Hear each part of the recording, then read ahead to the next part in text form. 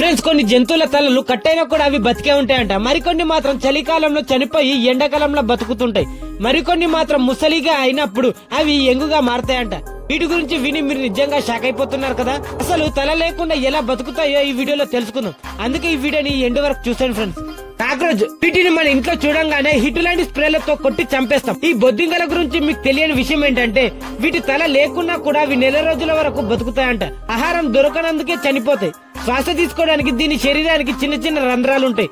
వాటి వల్ల అవి శ్వాస తీసుకుంటూ ఉంటాయి. వీటి గురించి ఇంకొక విషయం ఏంటంటే ఈ ఆడబొద్దింక దాని జీవితం మొత్తంలో ఒక్కసారి మాత్రమే సంభోగంలో పాల్గొంటాయంట. అప్పుడే ఒక మగ బొద్దింక యొక్క ప్రాణం తీసుకొని చాలా సార్లు ప్రెగ్నెంట్ అవుతూ ఉంటాయి. దీని వల్లే సంవత్సరంలో ఎక్కువ సార్లు ప్రెగ్నెంట్ అయ్యి పిల్లల్ని ఎక్కువగా కంటూ ఉంటుంది.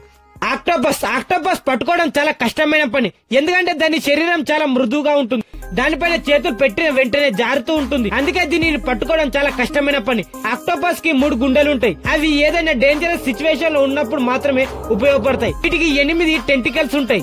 ఇందులో ఏది కట్టైనా కూడా అది బతికే ఉంటాయి. చైనా, జపాన్ లో ఎక్కువగా ఆక్టోపస్ లను వండడానికి తీసుకువెళ్ళినప్పుడు వాటిని కట్ చేస్తున్నప్పుడు కూడా అవి కదులుతూనే ఉంటాయి.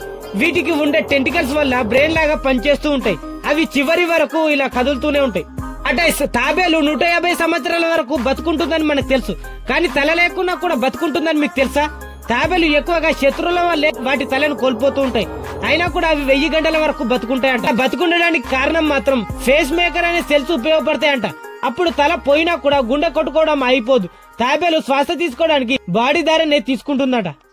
తేనెటీగలు బతుకున్నప్పుడు దాని ముళ్ళులో ఉన్న విషయాన్ని మన శరీరంలోకి పంపిస్తుంది. కానీ చనిపోయిన తేనెటీగలను కూడా పట్టుకున్నప్పుడు వాటి ముళ్ళులో ఉన్న విషయాన్ని మన శరీరంలోకి పంపిస్తుందంట. తేనెటీగలు చనిపోయినా కూడా దానిలో విషయాన్ని పంపించే పార్ట్ పనిచేస్తూనే ఉంటుంది. మనం కోళ్ళని చంపిన వెంటనే అవి చనిపోతూ ఉంటాయి. కానీ ఇప్పుడు ఈ కోడిని చూడండి, తల లేకుండా కూడా ఎలా జీవిస్తుందో. ఈ కోడి తల కట్ చేసినప్పుడు దానిలో ఉన్న జూలర్ వైన్స్ ని కట్ చేయకపోయినప్పుడు ఇలాంటి సిచ్యువేషన్ వస్తుందంట. 1945లో ఒక కోడి తల కూడా ఇలానే తెగినప్పుడు అది 18 నెలల వరకు బతికే ఉంది. ఈ మైక్ అనే కోడికి ద మైక్ హెడ్లెస్ చికెన్ అని పేరు పెట్టారు. ఈ కోడి 18 నెలలు బతుకుండడానికి కారణం మాత్రం దానికి లిక్విడ్ రూపంలో ఆహారాన్ని అందించారు. అందుకే ఇది 18 నెలల పాటు బతికే ఉంది. కప్పలకు తల లేకున్నా గుండె లేకున్నా బతికుండడం అసాధ్యం.